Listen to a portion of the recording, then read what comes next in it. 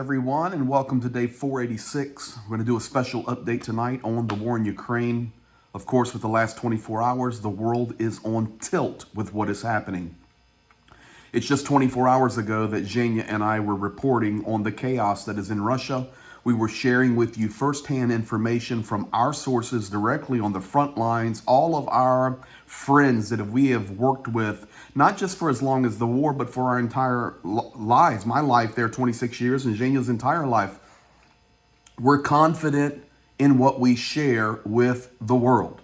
We're here to raise support for Ukraine. We're here to tell the truth about what is happening and help to educate the world. And I'm here tonight, and Zhenya's going to be with me. I'm going to share what happened over the last 24 hours, but it was quite a frustrating morning when I woke up today, and we'll jump into that in just a moment. But thank you for being here. Thank you for your comments, your likes, well, most of the comments, and all of the likes, sharing, giving. Hopefully, we're validating that we actually do know what's going on inside Ukraine and specifically inside of Russia. So I woke up this morning and basically all of my inboxes were filled with very ugly mail, hate mail. I'm an idiot. Zhenya's a moron. We have no idea what we're talking about. You guys were too quick to tell what's going on. You don't know anything about Russia. You don't know anything about Ukraine.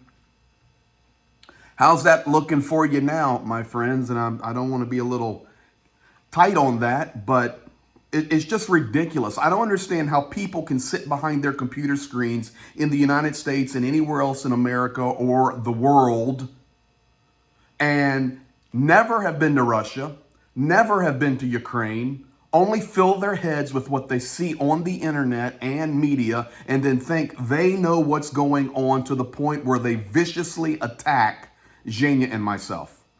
Well, I guess we were right. Sorry, and I'm sorry to be that aggressive, but it was a very ugly morning. So I started documenting immediately upon myself waking up. Vladimir Zelensky our translator, had already sent me President Putin's speech. He says, Greg, here we go.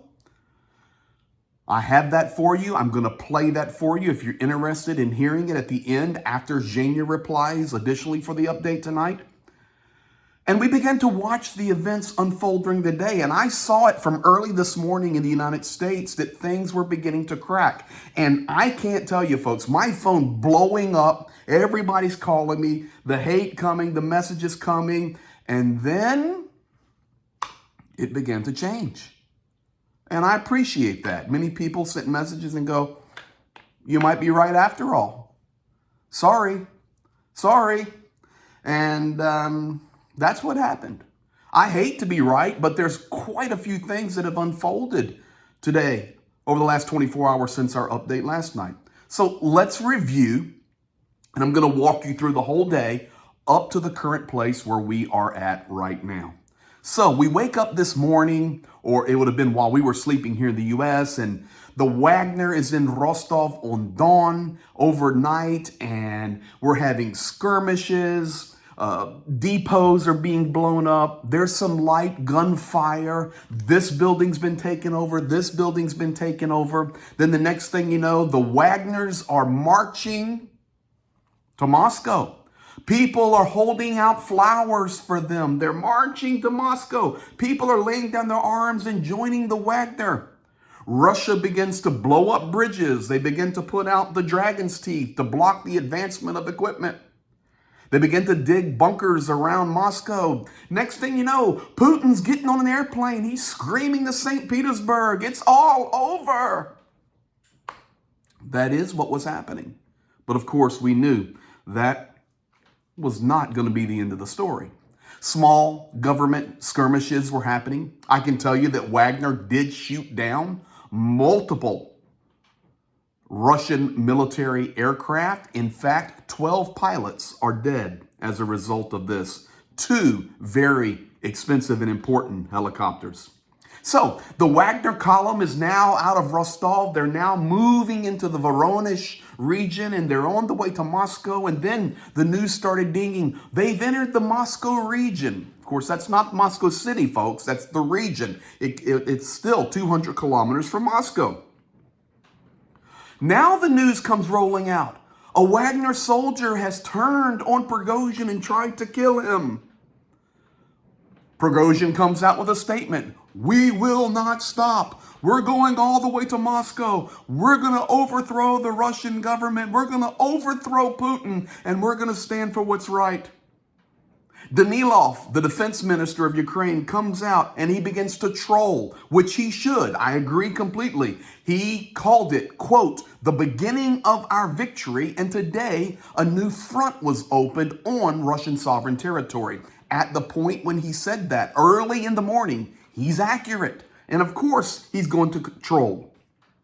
At that point in time, with the instability in Rostov-on-Don and the instability in the Voronezh region, the Kadurites, you know, Don, the circus, folks, the circus.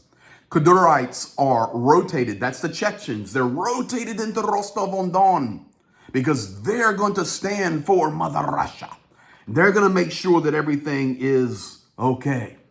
Once again, 2 hours later, Prigozhin reiterating, the Russians are throwing flowers at us. They're welcoming us. We're going to Moscow. While Putin's being relocated to St. Petersburg, prior to that, he then makes a national address and a speech. It's 5 minutes long. I have it for you, voiced over in Russian, and I'm going to play it at the end of the broadcast tonight before we close out after Zhenya's response. He will introduce Putin's video. Now, 8:05 p.m. local. That would be noon in the United States. 8:05 p.m. in local time there in Russia. We begin to hear that Prigozhin and Wagner, they want to negotiate with Putin. Uh-oh. Chink, chink, chink. 8:05 p.m. Ukraine continues to troll. They begin to put out mass media that is saying, Russia, don't miss this opportunity. This is the time to set your nation free.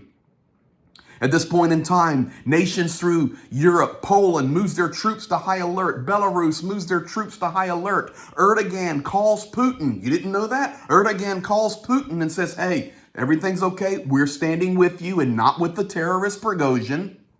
That's what's happening this afternoon, just hours ago. Biden, Macron, Sunak, they're all meeting in emergency meetings. What's going on? Putin calls Lukashenko, the grandpa in Belarus. He says, hey, need you to get involved on this one. 12:45 local.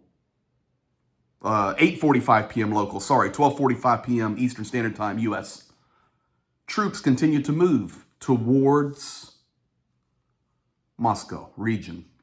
At that point, the president of Uganda, did you guys know this? The president of Uganda puts out a big speech. Vladimir Putin, I will bring the whole Ugandan army to Russia to fight for you. The next moment, Iran declares in a public statement, Vladimir Putin, we will come to your aid. We will save you just like we saved Assad. We will come and we will save you. EU News all this afternoon on the edge of panic. Everybody's freaking out, screaming, oh no, Putin's on the plane with the red button. He's going to push. 12:44 p.m. Eastern, 8:44 p.m. local, reports that the Wagnerites and the Chechens are fighting in this fierce battle in Rostov-on-Don. The reality is, folks, some explosions, some skirmishes. Yes, some fuel depots blown, some buildings addressed, but no battle, folks. 8:45 p.m. local. A map is released of the road closures throughout Western Russia. All the roads that are closed. 9:11 p.m. local time. 1:11 p.m. here in the United States. Quote, the state of Russia and the Federation has ceased to exist as known 24 hours ago. Prigozhin. 9:14 p.m. President Zelensky makes a speech. And he declares that for the first time, if the world is paying attention, they will begin to see the chaos and the destabilization of Russia. Now, with that, President Zelensky, spot on as always. He didn't say Russia being overthrown, Russia going away. He says, if the world pays attention, you will for the first time see the chaos and destabilization of Russia. Spot on accurate. 9:15 p.m. local time, 1:15 p.m. here, Molyar, the defense minister of Ukraine, declares, we have begun massive offensive operations. We're now pushing on the regions near Bakhmut, pushing on the regions below Kherson, because we're going to take advantage of this chaos to make an offensive movement. 20 minutes later, 9:35 p.m. in Russia, 1:35 p.m. in the United States, Eastern Standard, Prigozhin makes a public statement that he has negotiated with Lukashenko, the president of Belarus, and he has accepted the offer from Putin. He's accepted the offer from Lukashenko to de-escalate, to turn his troops around. As a part of that negotiation, Prigozhin will not be prosecuted. It's not a problem that 12 pilots from the Russian Federation have been killed today. It's not a problem that the Wagner division has blown up fuel depots and fuel reserves. We're going to return and turn around and go back to our military base and headquarters, and we're going to get this war back to normal. The only thing we request is, could you please remove Shoigu from his position? 11:10 p.m. local, the final confirmation, 12 Russian pilots killed today in this coup attempt. Now, what is happening this moment? All fortifications are being removed. All dragon's teeth are being removed. Where trenches were dug, they're being filled back in. Where bridges were blown, they're already creating the drive-arounds. Wagner is moving out of Rostov-on-Don. And if you are in the Wagner and you do not want to fight with them, you get a free contract to come to the Russian forces. And if you want to stay with the Wagner, we will work with you and you will never be prosecuted. Let's get back to the battle in Ukraine. Folks, I put a little humor on that, and I don't mean it to be humorous. It was a circus over the last 24 to 48 hours. A circus. Zhenya and I do our best every day since day one to tell the world the truth. And yeah, we can handle the hate. We can handle people that think we're nuts and bonkers. You know, I've been 5 months on the front line. Zhenya lives there. And we have friends that are in very, very, very, very high positions. Zhenya's father was an officer of propaganda in the Soviet Union. We know what's happening. Do we miss it sometimes? Did people get mad when I called it a frozen front? That's fine. That's fine. Because if you look at the map year over year, I'm not looking at a technical definition of a frozen front, but folks, the front line hasn't moved in 12 months, basically. 12 months. To me, it's frozen. Oh, well, that means the sides have ceased to fight and da-da-da-da. No, the front hasn't moved. People get upset with that. People get upset with us when we tell them, hey, it's not going to be a coup. It's just going to be a circus. And Russia will try to use this to their advantage. So Ukraine needs to use it to their advantage. That's where we're at. We appreciate everybody. Make sure you like, share, comment, share. Tell others, okay, these guys, we thought they're nuts, but they actually know what they're talking about. We appreciate your support because all we want to do is help tell the truth for the world and to support the people that are inside Ukraine being killed every day. So folks, that's where we're at today. And with that said, I'm going to throw it right just like I did to Zhenya. Zhenya, what's your thoughts on what happened the last few hours, bud? Hello, dear friends, and thank you, Pastor Greg, for the whole story you laid out today, and with all the the order, what was going on today. So what do we have for now? Coming back to our words, our analysis last night, or comments, let's say. Yeah, was the situation serious today? Yes. Somewhere inside, I was hoping maybe I did mistake. Maybe today Prigozhin will get to Moscow and there will be huge changes, and Ukraine will get much more from this situation. But situation is, we were talking about that, telling that Putin is not primitive, and the politics of Russia and their experience in using of information, propaganda, they are specialists at high level. So this is what happened. What happened today? Prigozhin said in the end, he said, we coming back to our camps according to plan. We made agreement. I don't know what was the deal, how much it was promised and what was promised to Prigozhin, but Prigozhin not just coming with Wagner to their camps, but give a promise to leave to Belarus. And last night we were discussing that probably they will eliminate Prigozhin through this situation. And this is what happened. Yes, it showed this situation was serious. Yes, the fight was like, launching some systems against of helicopters or the plane was real. Yes, but was the whole colony and more like thousands of Wagners coming to the Russian direction of Moscow? Yes, but as we see, Shoigu on its place. On its place, yes, his position as a head of our Russian army.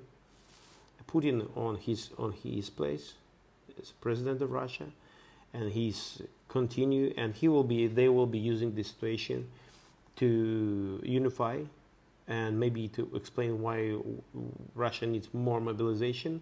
Last night proved that they are enemy, and it's never changed.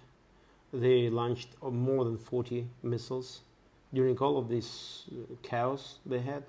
They killed Ukrainians, destroyed their lives, and destroying our life non-stop. So this situation was serious. It's proved that Russia is not gonna stop their war and aggression against of Ukraine. And it's proof that society, the Russians are ready for anything. Like anything Putin will decide, people of Russia will say yes in the end. It showed that today some people were taking the side of Prigozhin, but in the end, what do we have in the end? No more opposition in the military area in Russia. Putin is the main leader, in Russia, and not much comments on that. They are not primitive Russians. The Putin, his team, and they will be using missiles more and more against Ukrainians. And Ukrainian army got advantage today and used this situation for taking new positions. That's good. And we will be watching and continue staying with the truth. And Ukrainian army, Ukrainian nation who's standing and fighting for our freedom, our rights, our future, our language, culture, and on our land. We will be fighting on our land, for our land. We are not looking for new lands, new territories. We don't need Russian territory. We need Ukrainian territory back. which we had in 1991. And I want to thank you, all of you who are watching, who are having more interest to even like for criticizing, for commenting, but most of it that you are not ignoring situation and you are trying. I mean, for all of you who helps, who staying together, because it helps Ukrainians to fight and the military and civilians to survive. So thank you very much for that, to all the partners. Thank you for your open speech. Thank you. And thank you, special thank to Greg Terry and to Greg Terry Experience and to Battle Life and to all the partners in the world who are staying together today and helping. Thank you very much. So, enemy still, Russians still enemy. They're still aggressors. They still want to kill people, I mean Ukrainian people, and to get more and more Ukrainian territory. And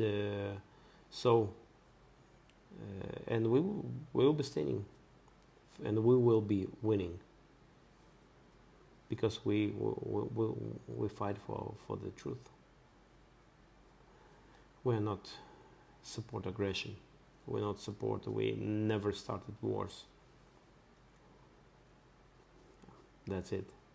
Thank you very much, and as it was promised, the speech of Vladimir Putin, which today he addressed to Russians and not only. Thank you.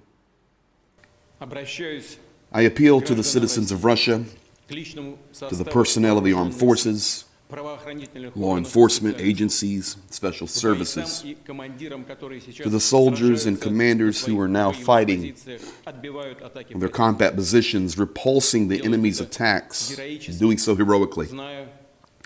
I also appeal to those who have been lured into this criminal adventure by deception or threats and pushed onto the path of the grave crime of armed insurrection. Russia today is fighting an uphill battle for its future and is repelling the aggression of neo-Nazis and their masters. Virtually the entire military, economic, and information machine of the West is directed against us. We are fighting for the life and security of our people, for our sovereignty and independence, for the right to be and remain Russia, a state with 1,000 years of history. This battle, when the fate of our nation is being decided, requires unity of all of our forces, unity, consolidation, and responsibility. When anything that weakens us, any strife that our external enemies can and do exploit to undermine us from within, must be cast aside. And so the actions that split our unity are, in essence, an apostasy from our people, from our comrades in arms who are fighting on the front lines right now. It is a stab in the back of our country and of our people. This is exactly the kind of blow that was dealt to Russia in 1917 when the country fought the First World War. But the victory was stolen from her because of intrigues and squabbles and politics behind the backs of the army and the people. This resulted in the greatest shock, the destruction of the army and the collapse of the state, the loss of vast territories, in the end, the tragedy of civil war. This is when Russians killed Russians and brothers killed their brothers, and the mercenary gains were made by all kinds of political adventurers and foreign forces who divided this country and tore it apart. We will not let that happen again. We will protect both our people and our statehood from any threats, including internal betrayal. And what we are facing is precisely betrayal. Excessive ambition and vested interests led to treason, betrayal of their country, their people, and the cause for which the soldiers and commanders of the Wagner Group had fought and died, side by side with our units. The heroes who liberated Soledar and Artemyevsk towns and villages of Donbass fought and gave their lives for Novorossiya, for the unity of the Russian world. Their name and glory have also been betrayed by those who are trying to organize a rebellion, pushing the country toward anarchy and fratricide, to defeat ultimately and to capitulate our nation. I repeat, any turmoil internally is a mortal threat to our statehood and to us as a nation. This is a blow to Russia. This is a blow to our people, and our actions to protect the homeland from such a threat will be very tough. All those who deliberately stepped on the path of this treachery, who prepared an armed insurrection, who rose to the path of blackmail and terrorist methods, will suffer an inevitable punishment and will answer both to the law and to our people. The armed forces and other government agencies have received all the necessary orders. Additional anti-terrorist measures are being introduced in the Moscow city, in the Moscow region, and in several other regions as well. Decisive action will also be taken to stabilize the situation in Rostov-on-Don. The situation remains complex, with the work of the civilian and military administrative bodies effectively blocked. As President of Russia and Commander-in-Chief, as a citizen of Russia, I shall do my utmost to defend the country, to protect the constitutional order, to protect the lives and the security and the freedom of our citizens. Those who organized and prepared the military mutiny, who raised arms against their comrades in arms, betrayed Russia. They will be held accountable for it, and I will call on those who are being dragged into this crime not to make the fatal and tragic, this huge mistake, to make the only right choice, to stop participating in criminal actions. I believe that we will save, and I believe we will defend what is dear. We will defend what is sacred to us. And together, all of us together, with our motherland, through these events that have unfolded, we will together overcome any trials. And through all of these actions, we will also become an even stronger nation because of this. Coming back to analysis of today, there were signs that it's not so primitive. The picture is creating on the media. Why? When Kadyrov battalions, or like it was thousands probably, they could reach Rostov much earlier, but we've seen what we've seen. Oh, well, they're staying in a traffic jam or something like that. You may analyze the time. Plus, we've seen the convoy, a lot of Wagner's tanks, trucks, military transport, and people could take a video, post it. Do you seriously think that it wasn't that the Russian army couldn't see it, couldn't use the planes, the fighters, the bombers? It was ours. Just a comment. Thanks, Jenya. So there you have it, folks. That's about the best analysis we can do. That last little comment there that Jenya gave, he sent that later to me after the main comment. Just frustrated, Come on. Think a little more analytically. Think a little deeper. We'll see what unfolds, but for sure, there is a lot of chaos in the circus in Russia. The war is going on, and the next few days will tell us a lot, but the reality is, it appears we had a big show for the world today. Testing them maybe to see how the world will respond. What would NATO do? Also get rid of Prigozhin and do everything they can to strengthen and maybe add conscription, maybe go to martial law. Who knows? But I promise you, nothing was by surprise, and everything was going right according to the plan of the Kremlin. Folks, there you have it. Sorry for a little bit of saltiness throughout our update, but we've been doing this since the war began, and we do our best to tell the truth. Hope you're gracious with us for being a little bit direct tonight. You guys be blessed, and we'll see you Monday night. I'll be back in Pennsylvania. I'm actually heading to another meeting right now to talk about what?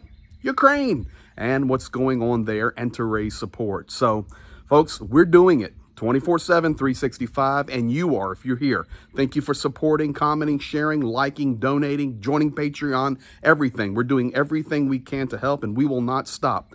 Thank you for standing with us. Thank you for giving us a shot, and you guys be blessed. See you Monday night, if not before. As crazy as this is, might see you in 3 hours. Who knows? Be blessed. Have a good night.